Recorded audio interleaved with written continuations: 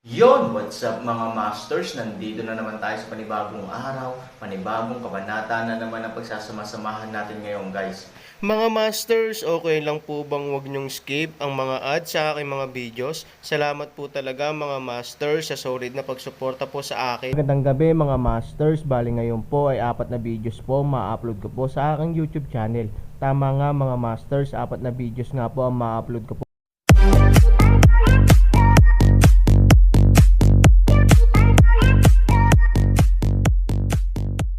Bali mga masters, kung bago ka pa lang po sa aking YouTube channel, please click the subscribe button, lalong-lalo na po yung notification bell guys, para maging connected pa rin tayo sa isa't isa at maging updated kayo sa mga susunod ko pang video. Bali mga masters, bago natin umpisahan ng kwento ay mag-shoutout po muna tayo para sa mga solid nating tagapakinig. Shoutout kay Rompino JR. Shoutout kay Jay Ilacas. Yun na nga mga masters, no? Bali hindi na ito patagalin. In 3, 2, 1, let's go!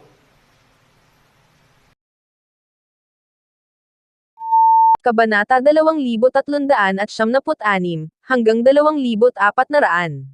Ladies and gentlemen, you'd better discuss it by yourself. I'm doing business here. Walang gustong masaktan. Sabi ng amo. Bilang isang negosyante, walang masama kung gagawin niya ito. Ayaw siyang guluhin ni Huang Xiaoyong, kaya tinutukan niya ang binata. Gusto mo ng away? Simple at walang pakundangan na tanong ni Huang Xiaoyong. Ang mga kamao ang pinakamahusay na paraan upang malutas ang mga problema sa pagitan ng mga lalaki, kaya napakadirekta din niya. Ang binata ay tumingin kay Huang Xiaoyong na may paghamak at sinabing, ang aking pagkakakilanlan, paano ko lalabanan ang isang salbaheng tulad mo? They're not is they're not, bakit maghahanap ng maraming dahilan, kung wala kang lakas, mabilis kang gamulong. Naiinip na sinabi ni Huang Xiaoyong na ang ganitong uri ng manipis na balat at malambot na lalaki, na nang ahas na lumaban sa unang tingin, umaasa lang sa isang bibig para hipan ang dagandong ng toro, ano ang silbi? Kung hindi kita aawayin, hindi ibig sabihin na walang lalaban sa'yo. Sana mabuhay ka. Pagkababa ng boses ng binata ay may tumabi sa kanya na matandang lalaki. Sa opinyon ni Aaron, pumasok siya mula sa labas ng pinto, ngunit ang bilis ay napakabilis na hindi siya mahuli ng mga ordinaryong tao. Ngunit sa mga mata ni Huang Xiaoyong, halos lumabas ang matanda sa tagiliran ng mga kabataan nang wala sa hangin, na sapat na upang ipakita ang lakas ng matanda. Nang makitang nagbago ang mukha ni Huang Xiaoyong, ang binata ay tumawa ng may pagmamalaki at sinabing, kung matalino ka, umalis ka rito. Ang aking mga tauhan ay pumapatay ng mga tao nang hindi kumukurap. Iilan, pakiusap. Malumanay na sabi ng matanda. Si Huang Xiaoyong kung ang isang tao ay nakatagpo ng ganitong uri ng mabangis na papel, tumakas na. Ngunit sa Aaron sa kanyang puso, hindi siya naguguluhan. Ang kanyang amo, gayunpaman, ay naglakas loob na patayin kahit ang 7 lampara ng imperial na hukuman. Maaari bang maging malakas ang matandang ito sa huling 3 kaharian? It's a big tone. Gusto kong makita kung gaano kakalakas. Huang Xiaoyong light smile, heart rate a move, a white figure, din agad na lumitaw sa kanyang tagiliran. Malaki ang katawan, ang itsura ng instant na pagdurog ng maraming mesa at upuan. Ang amo at ang grupo ng mga nanonood, ay naglabas ng boses ng tandang. Kakaibang hayop. Hey up master pala siya. Mukhang napakalakas ng kakaibang hayop na ito. Hindi ko alam kung anong klaseng animal master siya. 7 stars, this is a 7-star winged tiger. Isa talaga siyang 7-star beastmaster. Nakita ng mga taong nakakaalam ng mga kalakal ang antas ng mga Terego at nagulat sila. Ang 7-star beastmaster, kahit nasa Imperial Court, ay isa ring mataas na antas na pag-iral, na natural na nararapat sa paghanga ng mga taong iyon. Naramdaman ng binata ang banta ng may pakpak na tigre, at medyo namutla ang mukha niya. Hindi niya akalain na ang humble-looking country bumpkin na ito ay isang 7-star beastmaster. Akala ko ito ay isang lokal na bagay lamang na hindi ko pa nakikita sa mundo, ngunit talagang nawala sa aking paningin. Matanda, kung maginhawa, lumabas tayo at subukan kung sino ang may karapatang manatili sa silid na ito, okay. Puno ng provocation si Huang Xiaoyong at sinabing wala siyang pakialam kung ano ang estado ng matanda. Hanggat mayroon siyang Panginoon, hindi siya natatakot sa anumang bagay. Napatingin ang matanda sa binata at mukhang nahihiya. Siya ay isang malakas na tao sa Seven Lights Realm, ngunit mahirap pa rin para sa kanya na makipagkompetensya sa Seven Star Terragos. Bukod dito, kung hindi siya maingat, maaari siyang mamatay sa mga kuko ng mga Terrago. Ito ay isang napakadelikadong bagay para sa kanya. Ano sa tingin mo, Young Master? Tanong ng matanda sa binata. Tila malakas ang pinagmulan ng pamilya ng binata kaya kailangan niyang sundin ang mga utos nito. Nagtakip ang mga ngipin ng binata at tinanong ang matanda sa mahinang boses, "Ho? How sure are you?" Tahimik na umiling ang matanda. Ang kabilang partido ay may 4 na tao. Nakita niya ang lakas ng wuding jing ni Huang Xiaoyong, at nakita rin niya na walang mga nagawa si Bai Lingwaner, ngunit hindi niya makita ang natitirang 2. Inakala niyang ordinaryong tao sina Aaron at Fei Linger, ngunit pagkatapos isakripisyo ni Huang Xiaoyong ang 7-star winged tiger, alam niyang hindi sila simple. Kahit na ang isang entourage ay may 7 bituin na hayop, ang lakas ng 2 taong ito, natatakot ako na hindi maisip. Walang hininga ng enerhiya, na nangangahulugan na ang kabilang partido ay isang ordinaryong tao sa ilang panahon, ngunit may posibilidad din na ang kabilang partido ay masyadong malakas upang makaramdam ng kahit ano. Nang makitang umiling ang matanda, alam ng binata na hindi ngayon ang oras para magwala siya. Mahirap sabihin kung siya ay namatay sa ilalim ng dagwang bibig ng mga Terrago. Anong pangalan mo? Dare you call it? Tanong ng binata kay Huang Xiaoyong. Naghahanap ng paghihiganti sa hinaharap. Okay, bibigyan kita ng pagkakataon. Ang pangalan ko ay Huang Xiaoyong. Kung gusto mong maghiganti, puntahan mo ako anumang oras. Nakangiting sabi ni Huang Xiaoyong. Hindi nagtagal ay umalis ang binata kasama ang matanda. Bagamat nawalan siya ng mukha, mas mabuti na iyon kaysa mawala ang kanyang buhay. Shifu, ang sarap talaga magkaroon ng lakas. Kung hindi lang ako malakas, talagang guguluhin niya tayo. Kampante namang sinabi ni Huang Xiaoyong na ngayon ay unti-unti na niyang naramdaman ang mga pakinabang ng lakas, na dahilan upang manabik siya sa mas mataas na kaharian. Hindi pa tapos ang gulo. Marami na akong nakikitang ganitong klaseng tao. Hindi siya titigil hanggang sa araw na mamatay siya. Nakangiting sabi ni Aaron. Sa isang lane na hindi kalayuan sa inn. Ang natitiklop na pamaypay na nasa kamay ng binata ay matagal na niyang pinapagod. Isang malaking kahihiyan para sa kanya ang mawala ng mukha sa harap ng napakaraming tao, isa lang itong 7 bituin na Beastmaster. Hindi mo ako matatalo. Nahihiya ako sa harap ng maraming tao. Kinagat ng binata ang kanyang ngipin sa matanda. Napayuko ang matanda. Bagamat nasa hustong gulang na siya para maging lolo ng binata, hinayaan pa rin niyang pag-alitan siya ng binata, Young Master. Among the 4, the biggest threat ay hindi ang 7-star Beastmaster, kundi isa pang lalaki at isang babae. Ni hindi ko makita ang kanilang lakas. Natatakot ako. Natatakot ako na sila ang malalakas sa huling 3 kaharian. Sabi ng matandang lalaki, ang malakas sa huling 3. Nang marinig ito, sa halip na matakot, ang binata ay nagpakita ng isang mapanghamak na ngiti at sinabi, bakit kailangan mong gumawa ng mga dahilan para sa iyong sarili? Ang mga malalakas na tao sa huling 3 kaharian ay hindi ang mga repolyo sa bulok na kalye. Higit pa, ang kanilang age, how can they be the strong people in the last 3 realms? You don't have to make excuses for your incompetence. Tama ang Young Master, yumuko ang matanda at tumigil sa pakikipagtalo para sa sarili, dahil alam niya iyon, mahal na mahal ng Young Master ang mukha at hindi niya hahayaang magdusa ng anumang pagkawala. Kaya naman kahit anong sabihin niya ngayon ay walang kwenta, wala akong pakialam. Kailangan mo akong ipaghiganti. Kung hindi ako kontento sa bagay na ito, papahirapan ko ang buong pamilya mo pagbalik ko sa gobyerno. Nagbanta ang binata, huwag kang mag-alala, Young Master. I'll find a way to help you out. Patay na mukha ang sinabi ng matanda, malamig na ngumuso ang binata at sinabing, kung maglakas loob kang lumaban, laban sa akin, mamamatay ka. Nakarating sa huling kwarto, 4 na tao ay nahaharap pa rin sa isang nakakahiyang sitwasyon, isang kama ay imposible upang mapaunlakan ang 4 na tao. Huang Xiaoyong naisip mabuti, ito ay hindi, siya matulog sa kalye ay walang problema, bigyan ng pagkakataong ito sa Aaron. Ngunit Aaron ay walang ideya tungkol sa itong 2 babae. Mas gusto niyang pumunta sa kalye kasama si Huang Xiaoyong. Itong kwarto, o kayong 2 matulog, ako at si Huang Xiaoyong ay nag-iisip ng ibang paraan. Sinabi ni Aaron kay Bai Lingwaner. Umaasa si Bai Lingwaner na makakasama niya si Aaron sa silid, ngunit alam niya na ang ganitong uri ng ideya ay siya lang ang nagpasya.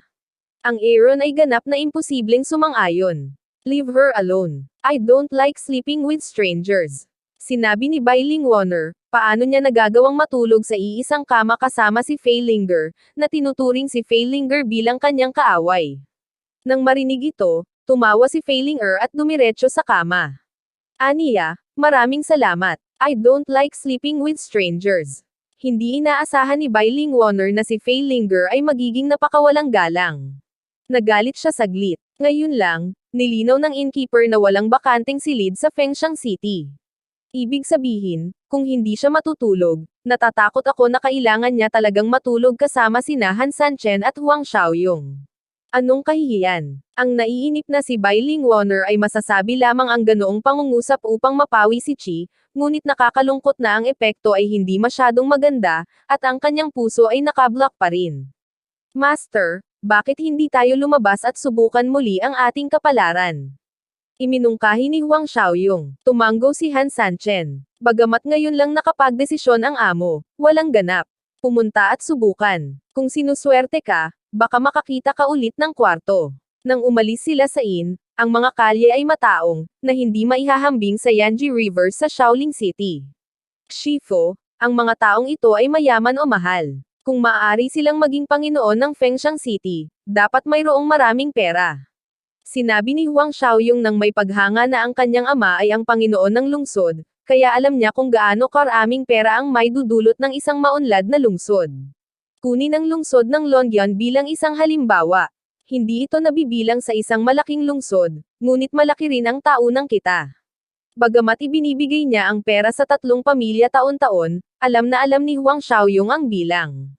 Kung ang lungsod ng Longyan ay maaaring maging kasing unlad ng Fengshan City, ang halaga ng pera ay magiging mas kamanghamanghang.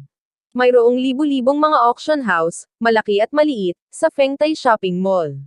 Ang mga ito ay lahat ng pang-ekonomiyang entidad, at ang mga benepisyo na kanilang nilikha ay hindi maiisip.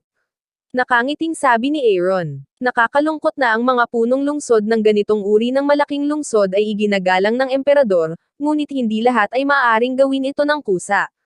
Wala ka na bang qualification para makapasok sa Imperial Court? Siguro pagkatapos mong paboran ng Emperor, may qualification ka na para hilingin ito. Sabi ni Aaron. Paulit-ulit na umiling si Huang Xiaoyong. Wala siyang lakas ng loob na isipin ang ganitong bagay. Minsan nai-imagine na lang niya na nakikita ang eksena ni Emperador Zun. Si Huang Xiaoyong ay labis na kinabahan na siya ay tumagas ng ihi, lalo pat talagang makakita ng isang napakalaking tao bilang Emperador Zun. Guro, kung hindi ka pupunta sa Imperial Court, hindi ako pupunta sa buhay ko, sabi ni Huang Xiaoyong. Hinamak ni Aaron na tumitig kay Huang Xiaoyong at pinagalitan, napakahiya ang lakas ni Wu Dengjing. Nangangako ka talaga, nakangiting sabi ni Huang Xiaoyong, ngunit hindi niya naramdaman na ang pananalitang ito ay isang malaking dagok sa kanya. Sabi niya, Master, napakatapang ko kapag kasama kita. Kahit pumunta ako dito, hindi ko ito papansinin. Nga pala, Master, pupunta ba tayo sa Fengmo Auction House para sumali sa kasiyahan? Tanong ni Huang Xiaoyong. Noong siya ay nasa lupa, ang Aaron ay lumahok sa maraming mga auction, at siya ay halos walang pakialam sa ganitong uri ng bagay. Gayunpaman, nang dumating siya sa mundo ng Xuanyuan, iba ang sitwasyon dito, at ang mga bagay na na-auction ay tiyak na hindi ang mga bagay na alam niya. Kaya natural, kailangan niyang pumunta para makita ang abalang ito. Oo naman. Kung may bago, iuuwi ko ito bilang local specialty. Sabi ni Aaron. Then we have to go to Fengmo Auction House. Kailangan daw nating i-verify ang capital bago tayo maging qualified na sumali, sabi ni Huang Xiaoyong. Ito ay halos kapareho sa lupa. I-verify ng ilang malakihan at high-end na auction ang kanilang kapital. Kapag na-verify nila ang kanilang mga ari-arian, may lakas na magbid at makakuha ng pag-aproba ng auction house, maaari silang makapasok sa merkado. Matapos ang pagtatanong ni Huang Xiaoyong, sa wakas ay natagpuan nila ang Fengmo Auction House. Ang kadakilaan dito ay daig paang sa gate ng lungsod. Ang isang palasyong tulad ng gusali, na may mas modernong mga elemento, ay nagdududa sa Aaron na ang arkitekto ay mula sa lupa. Anong ginagawa mo? Sa pintuan, napatigil ang 3. Capital verification, handang lumahok sa auction, hindi mo itataboy ang iyong mga natatanging bisita sa labas ng pinto, hindi ba? Sabi ni Huang Xiaoyong light. Nang marinig ito ng lalaki, naging maluwag ang kanyang ugali at sinabi niyang, dahil capital verification ito, pakisundo ako. Sinundan niya ang lalaki sa auction house at hanggang sa isang kwarto. Ang silid ay napakalaki, at ang panloob na dekorasyon ay lubhang maluho. Natatakot ako na bihira ang ganitong klase ng opisina sa mundo. Ang mga nakatanim na hiyas na makikita sa lahat ng dako ay mga dekalidad na kalakal sa mga tuntunin ng kalidad. May isang medyo may edad na lalaki na nakaupo sa silid. Ang kanyang maikling ulo at matitipunong damit ay napakahusay. Nang makita niya si Han 3003, tumayo siya at naglakad papunta sa kanila. Ang pangalan ko ay Liu Ding, isa sa mga direktor ng Fengmo Auction House. Nagpakilala si Liu Ding, Aaron. Huang Xiaoyong. Magandang ideya na magalang din ang pangalan ni Han, hindi ko alam kung aling auction ang dadaluhan mo. Tanong ni Liu Ding sa tatlo. Hindi naiintindihan ni Han Sanchen ang mga patakaran ng Fengmo Auction House. Sa pakikinig kay Liu Ding, tila ang auction ay hindi lamang isang kompetisyon, kundi isang hierarchy din. Gayunpaman, hindi nakakagulat na ang Fengmo Auction House ay nagbubukas lamang ng isang beses bawat kalahating taon, kaya imposibleng tapusin ang isang maikling auction. Bukod dito, ang mga bagay sa auction ay mabuti o masama, at iba ang madla. Naturally, dapat silang isagawa ng hiwalay, syempre, ito ang pinaka-advanced. Makatitiyak ka na hindi kami kapos sa pera. Sinabi ni Huang Xiaoyong. Liu Ding light smile, sinabi, ang pinaka-advanced, hindi maaaring gumamit ng pera upang makilahok, lumahok sa mga tao, dapat mag-alok ng isang mahalagang auction. Napakagulo. Hindi ba tayo magkakaroon ng pera? Nandito kami para bumili ng mga bagay, hindi para ibenta ang mga ito. Hindi nasisiyahang sinabi ni Huang Xiaoyong na hindi pa niya narinig na sumali sa isang auction at kailangang magdala ng sarili niyang auction, paumanhin, ito ang tuntunin ng aming auction house. Kung wala kang kalooban, maaari kang lumahok sa ilang mga auction na may mas mababang antas. Sabi ni Liu Ding. Yun na nga mga masters, no? Bali panibagong kabanata na naman yung natapos natin ngayong gabi. Muli, maraming salamat po talaga sa walang sawang suporta po sa aking YouTube channel na talagang inaabangan nyo po ang bawat upload ko po. Bali mga masters, magkita-kita ulit po tayo bukas ng gabi at ngayon po ay magpapaalam po muna tayo. Bali mga masters, bye-bye!